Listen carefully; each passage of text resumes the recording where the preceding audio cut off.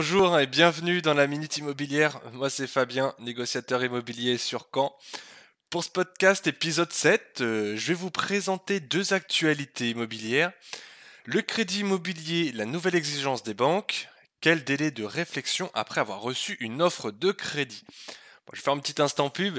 N'hésitez pas à vous abonner, à laisser un like. Ça ferait super plaisir pour le soutien. Bon, revenons à nos sujets. Pour le crédit immobilier, effectivement, la banque exige une nouvelle garantie. Il faut savoir qu'aujourd'hui, les banques, elles demandent de plus en plus de conditions pour octroyer un crédit. Ici, les plus touchés par cette nouvelle exigence sont les profils les plus fragiles.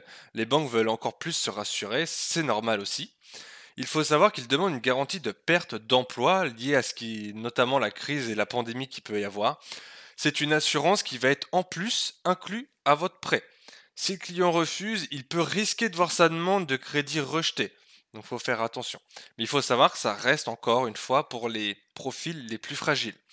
En fait, sur le principe, cette garantie, elle semble utile, mais en réalité, elle est contraignante et un peu hors de prix. Il faut savoir que le prix, il varie entre 0,3% et 1% du montant emprunté, selon votre âge ou selon votre profession. Il faut savoir qu'en fait, ça double le coût de votre assurance. C'est pas donné. Il faut vachement vous renseigner sur comment dire ce qu'il peut y avoir au niveau de cette assurance.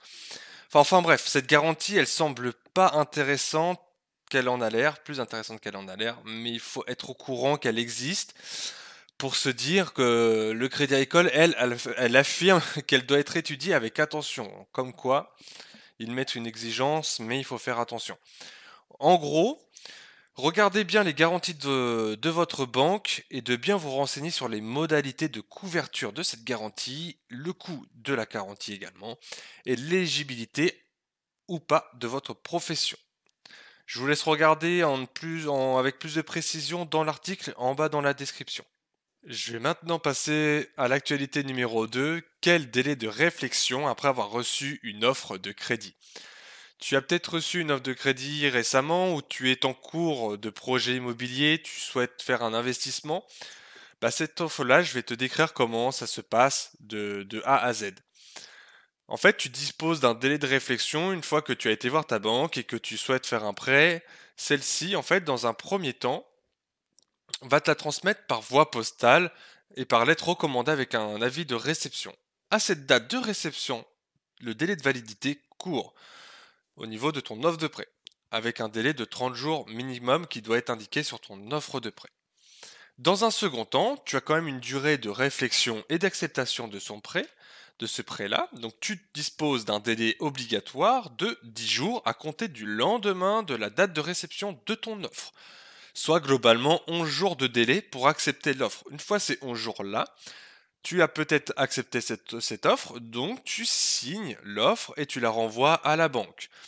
Si tu souhaites la refuser, tu as deux solutions. La première, c'est tu appelles l'organisme prêteur ou tu envoies un courrier. La deuxième, tu ne peux ne pas renvoyer l'offre de prêt signée. Si tu acceptes effectivement cette offre, comme je t'ai dit, il faut la signer et la renvoyer entre le 11e et le 30e jour. En conclusion, quels sont les délais à retenir pour une offre de prêt? La première, c'est que l'offre de prêt est émise par la banque, elle est valable généralement 30 jours minimum. Le deuxième, c'est que le délai de réflexion est de 10 jours minimum avant de pouvoir le retourner signé. Ensuite, l'offre de prêt est généralement valable 4 mois après la signature. C'est-à-dire que toutes les conditions émises par la banque sont valables pendant 4 mois. Voilà pour l'actualité immobilière aujourd'hui. Vous pouvez retrouver tous les articles en bas dans la description. N'oubliez pas de vous abonner et de laisser un like. C'était Fabien dans la Minute Immobilière. Je vous dis à bientôt. Ciao!